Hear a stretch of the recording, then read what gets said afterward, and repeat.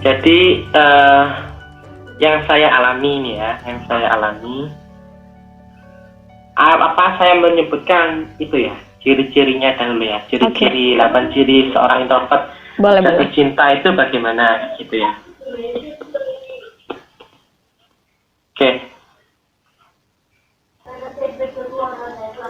Jadi ciri-cirinya yang pertama itu kalau saya alami itu memperhatikan dia itu dari jauh gitu. Ciri-ciri seorang introvert jatuh cinta itu pertama kali adalah memperhatikan dari jauh seseorang tersebut. Inilah hal yang paling mencolok bagi seorang introvert yang sudah jatuh cinta. Jadi dia itu senang melihat wajahmu karena gengsi mungkin. Dia tidak tahu kamu itu kalau dia itu sedang memandangimu gitu. Jadi kalau kamu pernah atau bahkan sering menangkap basah seorang introvert menatap wajahmu, itu artinya memang menyukaimu. Saat sang wanita menyadari ada seseorang yang tengah memandanginya, dia tersebut itu terburu-buru gitu mengalihkan pandangannya dari si wanita tadi, mengganti objek ke penglihatannya. Jadi kayak lebih kayak apa ya, menelisik dulu itu maksudnya orang ini kayak gimana gitu, maksudnya cocok enggak sama dia gitu. Lebih ke ngepoin dulu sih istilahnya, dikepoin dulu kayak gitu, di stalking gitu. Terus kalau udah gitu kadang-kadang itu juga salah tingkah. Itu termasuk ciri-cirinya ya umum sih sebenarnya, tapi ini yang saya alami gitu kan ya. Iya. Kemudian ada lagi? Kemudian itu dia itu lebih terbuka gitu, lebih terbuka terhadap pasangan gitu. Lebih terbuka dan ya juga, justru ya.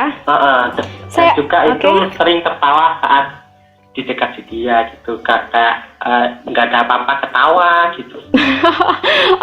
Saya kira cuman saya yang kalau nggak ada apa-apa ketawa, ternyata seorang introvert itu kalau nggak ada apa-apa juga ketawa ya. Ya gitu, kadang-kadang kan dianggap orang gila kalau saya itu. Gitu. Dan juga menunjukkan rasa suka itu saat berdua saja. Jadi dia itu memang ungkapinya itu ya saat itu di momen yang pas gitu menurut dia, kayak nggak di keramaian gitu.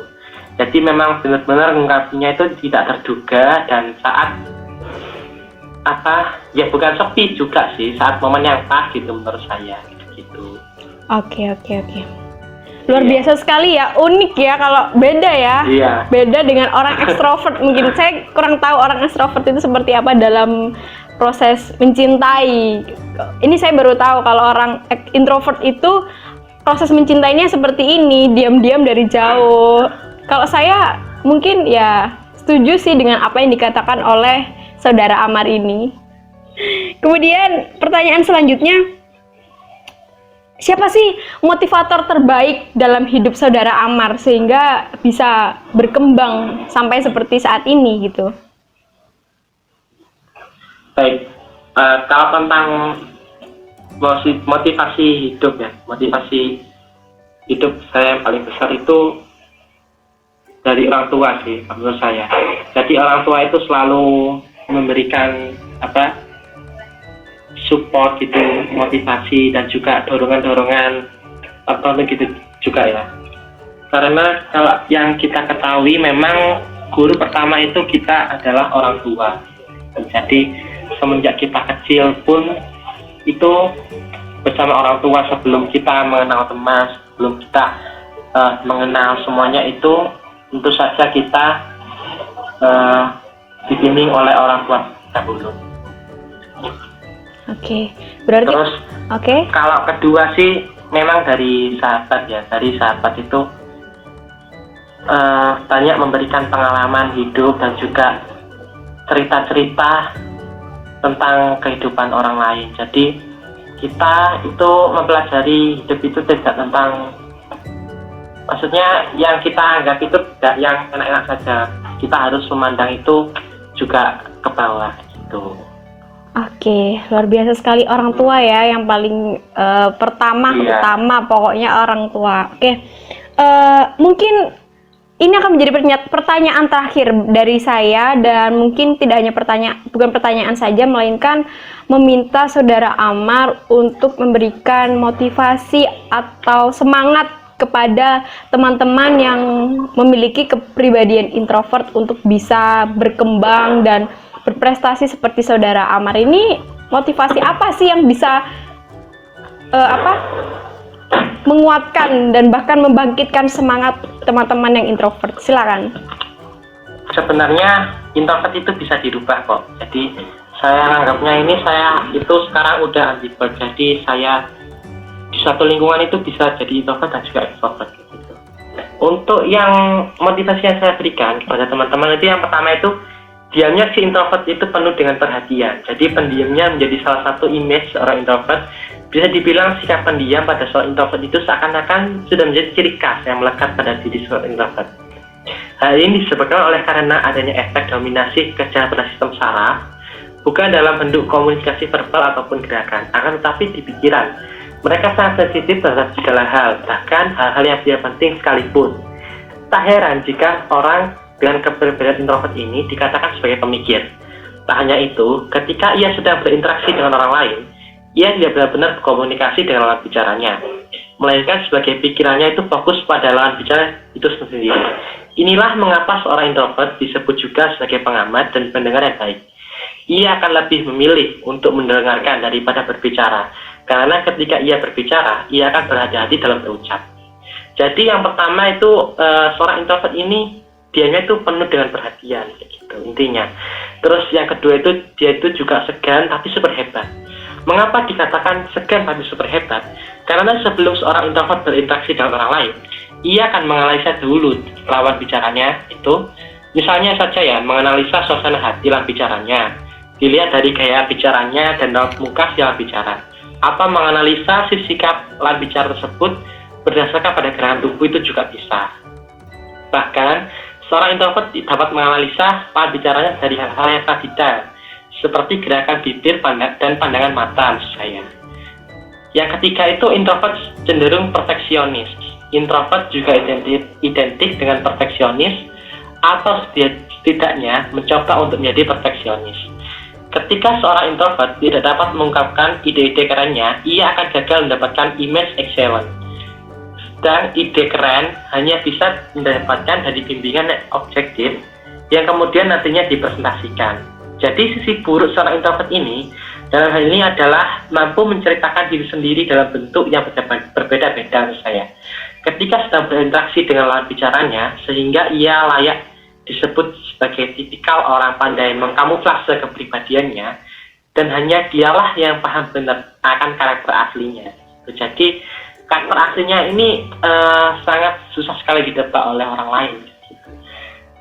Untuk yang keempat sih, miliki dua dunia virtual.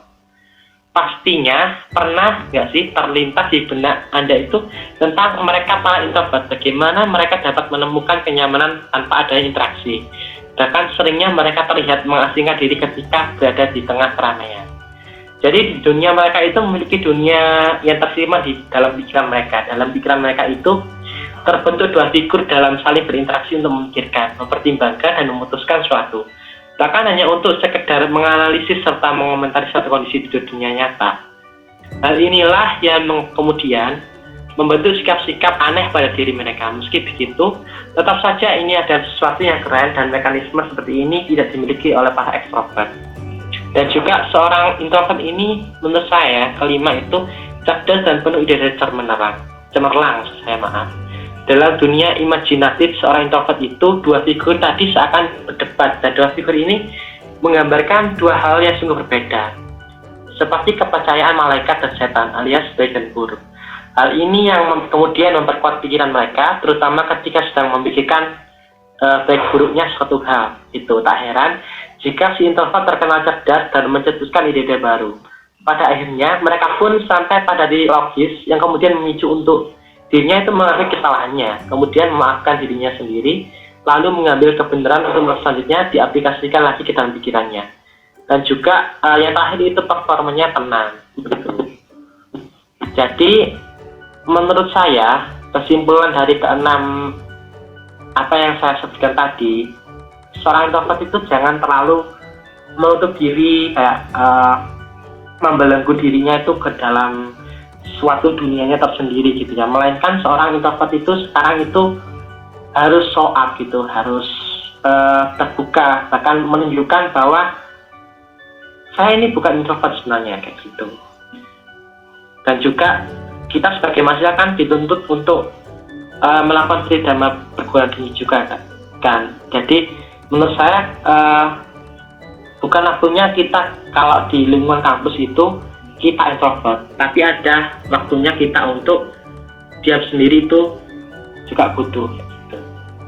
Oke, Saudara Amar, luar biasa sekali motivasinya. Semoga itu bisa membuat semangat teman-teman yang introvert itu semakin membara, dan yang saya tangkap adalah kita harus berani show up gitu, bukan begitu ya?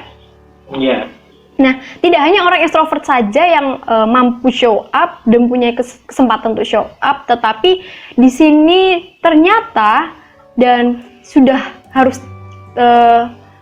menjadi sesuatu yang lumrah bahwa seorang introvert itu harus bisa show up juga gitu kan? Iya. Oke. Mungkin ada kata-kata yang mau disampaikan kepada teman-teman lagi? Ya, mungkin cukup sih. Oke. Mungkin boleh salam-salam. Oh, boleh dong. Boleh, silakan salam-salam. Dan nanti saya pengennya nih ya, setelah salam-salam, Saudara Amar harus punya jargon yang singkat tapi bisa membuat teman-teman ini ingat ini adalah jargonnya Saudara Amar, dan juga bisa membangkitkan semangat itu sendiri. Silakan. Baik. Oke. Ya, saya ucapkan kepada Saudara Restu yang sangat memotivasi saya saat saya SMA itu, dan juga terima kasih kepada sahabat-sahabat saya di Toja, terutama Rizal dan juga Irfan. Oke. Tiada hari tanpa prestasi.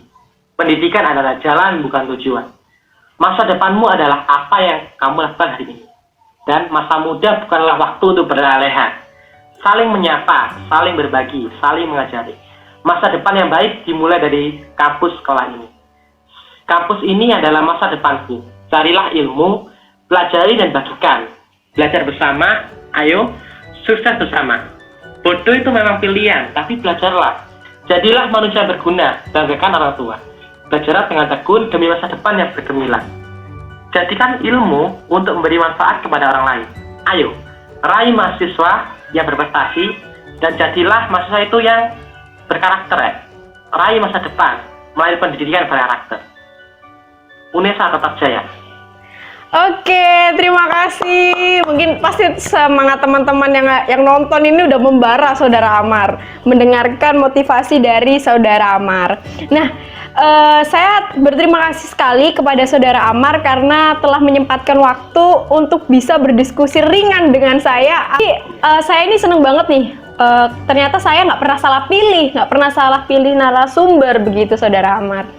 Dan saya percaya sekali bahwa Saudara Amar ini mampu menginspirasi banyak orang, mampu menginspirasi teman-teman Saudara Amar, sehingga Saudara Amar juga menanam semua kebaikan-kebaikan itu, dan saya berharap kebaikan itu juga akan berbuah kembali kepada Saudara Amar.